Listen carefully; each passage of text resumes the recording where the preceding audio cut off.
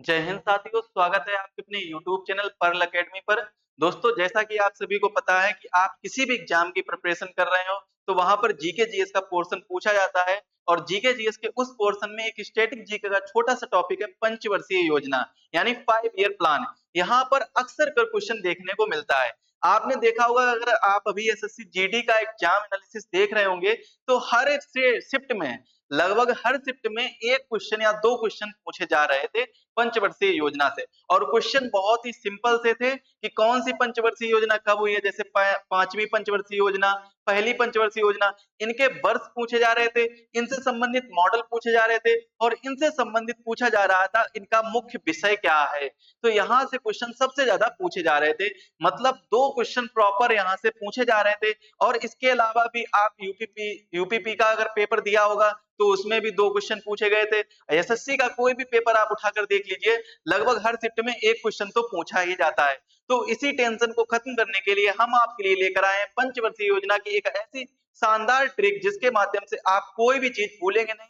आपको प्रत्येक पंचवर्षीय योजना का वर्ष याद हो जाएगा, आपको प्रत्येक पंचवर्षीय योजना का मॉडल याद हो जाएगा, और आपको प्रत्येक पंचवर्षीय योजना का प्रमुख विषय भी याद हो जाएगा। इसको समझने के लिए बस आप 5 मिनट ध्यान से देखिए, इसके बाद में इसको नोट करिए, और टेलीग्राम लिंक में आपको सारी चीजें मिल जाएंगी, इसकी पीडीएफ भी प्रोवाइड करा दी जाएगी। तो डिस्क्रिप्शन बॉक्स में जाकर आप लोग टेलीग्राम ज्वाइन कर सकते हैं। तो स्वागत है आप सबका हमारे यूट्यूब चैनल पर पर्ल अकेडमी पर। तो अभी हम स्टार्ट करने वाले हैं पंचवर्षीय योजना के बारे में। तो पंचवर्षीय योजना आपने देखा होगा कि हम ट्रिक के माध्यम से आपको बताने वाले हैं पंचवर्षीय योजना के बारे में।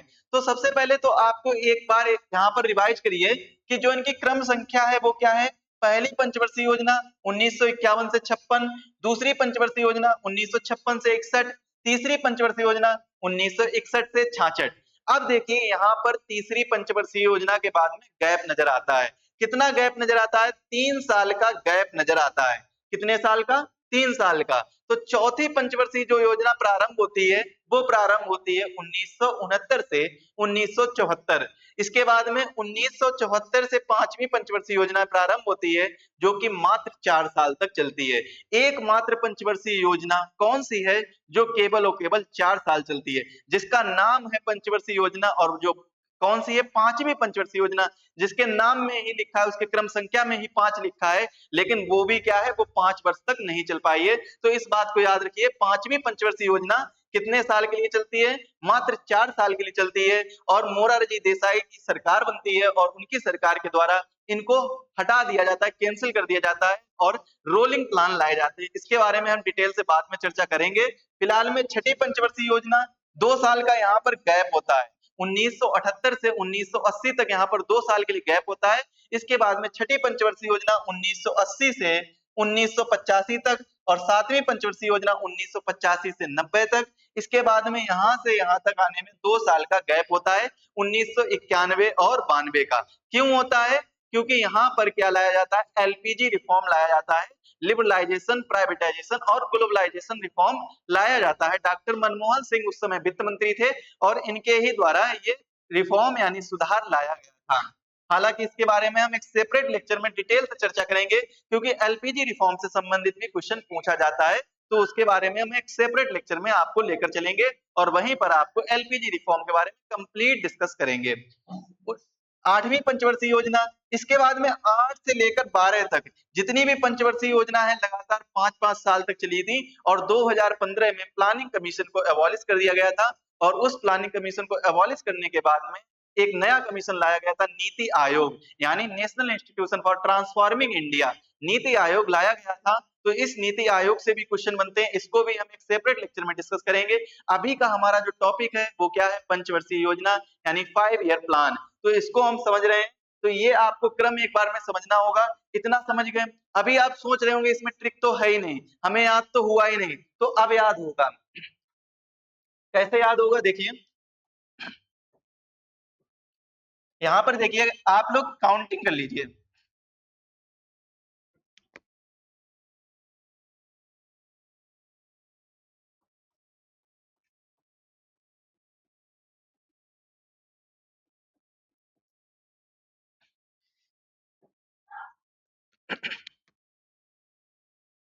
काउंटिंग कर ली?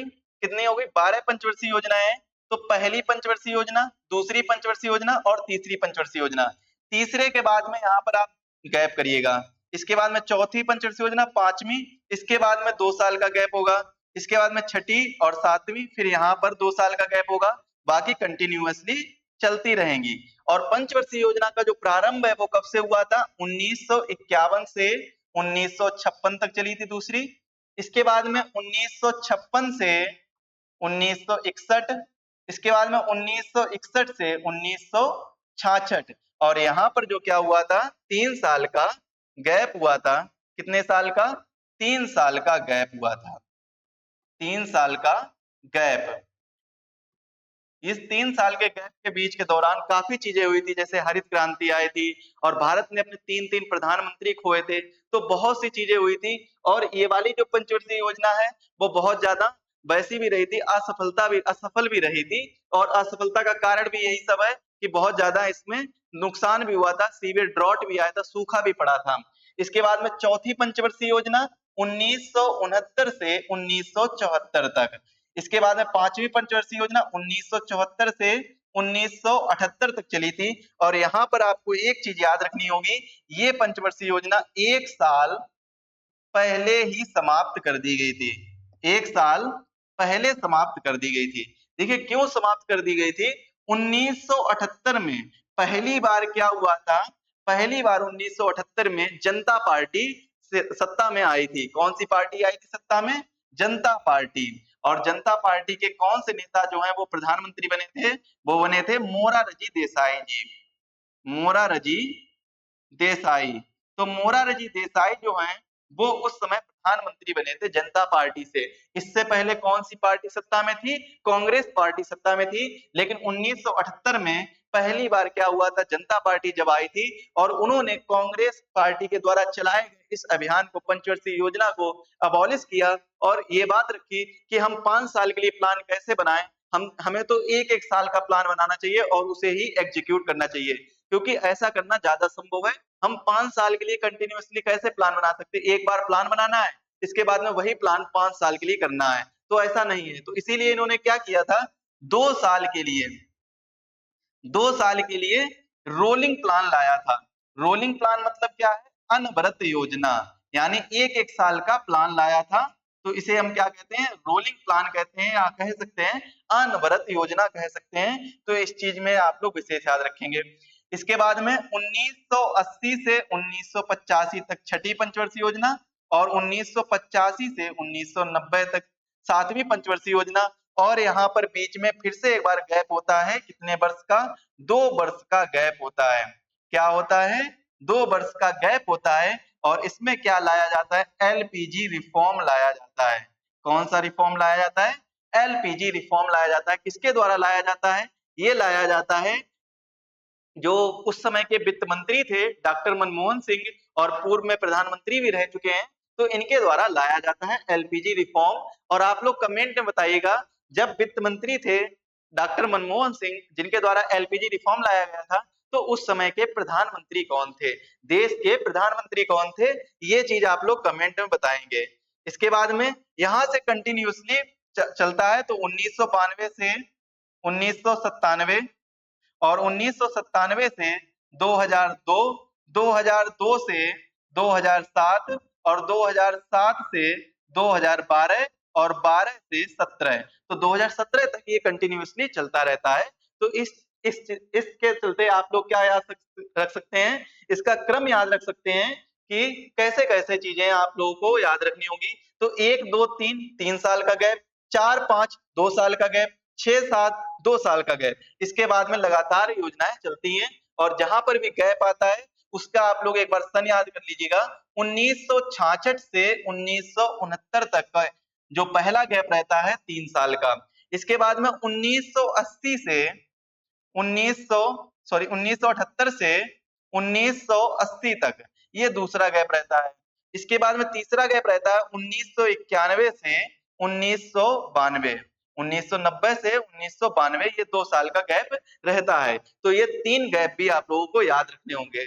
अब यहाँ पर हम देख लेते हैं मॉडल किनके किनके पूछे जाते हैं। तो देखिए ज्यादा आपको मॉडल भी नहीं याद रखने होंगे, क्योंकि सभी के मॉडल नहीं पूछे जाते हैं। तो पहली पंचवर्षीय योजना का मॉडल क्या था? Herald Domar model. दूसरी पंचवर्षीय योजना का मॉडल महालनोबिस मॉडल। तीसरी पंचवर्षीय योजना जे सैंडी और एस चक्रवर्ती मॉडल। तो इन दोनों के नाम आप लोगों को याद रखने होंगे, जे सैंडी और एस चक्रवर्ती मॉडल। इस बार एग्जाम में जो पूछा गया था मोस्टली जे सैंडी का नाम पूछा गया था, वैसे तो किसका पूछा जाता है? एस चक्रवर्ती का पूछा जाता है।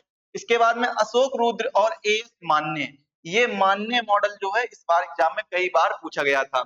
इसके बाद में डीपी धर मॉडल, इसके बाद में आगत निर्गत मॉडल। ये कौन सी पंचवर्षीय योजना थी? छठी पंचवर्षीय योजना थी। और ये पांचवी पंचवर्षीय योजना और ये चौथी पंचवर्षीय योजना। अशोक रुद्र मॉडल कौन सी है? चौथी पंचवर्षीय योजना है। इसके बाद में सातवीं पंचवर्षीय योजना का कोई मॉडल नहीं है और आठवीं पंचवर्षीय योजना का मॉडल है जॉन डब्ल्यू मिलर मॉडल। तो बस आपको ये चीजें याद रखनी होंगी। एक तो याद रखना होगा पहला, दूसरा, तीसरा, चौथा, पांचवा, छठा और आठवां। तो ये आपको 7 मॉडल के नाम याद रखने होंगे जो कि जरूरी है। कई बार आप लोग इसको रिवाइज करिए 2-3 बार, इतने में याद हो जाएगा और कई बार एग्जाम में ये पूछे भी जाते हैं। अब देखिए योजना का जो उद्देश्य है, यहाँ से भी क्वेश्चन पूछे जाते हैं कि योजना का उद्देश्य क्या-क्या है। तो पहली पंचवर्षीय योजना का जो उद्देश्य है वो क्या है? कृषि विकास, यानी कृषि का विकास होगा। दूसरी पंचवर्षीय योजना का उद्देश्य है औद्योगिक विकास। तीसरी पंचवर्षीय योजना का उद्देश्य है कृषि एवं उद्योग विकास। मतलब इन दोनों को ऐड करके क्या लाया गया था? तीसरी पंचवर्षीय योजना का उद्देश्य बनाया गया था। आत्मनिर्भरता की प्राप्ति है चौथी पंचवर्षीय योजना। गरीबी उन्मूलन है पांचवी पंचवर्षीय योजना। इसके बाद में रोजगार सृजन है छठी पंचवर्षीय योजना। और रोजगार, शिक्षा, जन स्वास्थ्य ये सातवीं पंचवर्षीय योजना। मानव संसाधन विकास आठवीं पंचवर्षीय योजना और न्यायपूर्ण वितरण समानता नौवीं पंचवर्षीय योजना। इसके बाद में सामाजिक न्याय व समानता 10वीं पंचवर्षीय योजना और 11वीं पंचवर्षीय योजना में क्या आता है? तीव्रता व समावेशी विकास, त्वरित समावेशी विकास 12वीं पंचवर्षीय योजना के अंतर्गत आता है। तो इनको आप लोग याद रखेंगे। योजना का उद्देश्य क्या है, इसकी पीडीएफ आपको हमारे टेलीग्राम चैनल पर मिल जाएगी, तो वहां से टेलीग्राम चैनल को जरूर ज्वाइन करिएगा।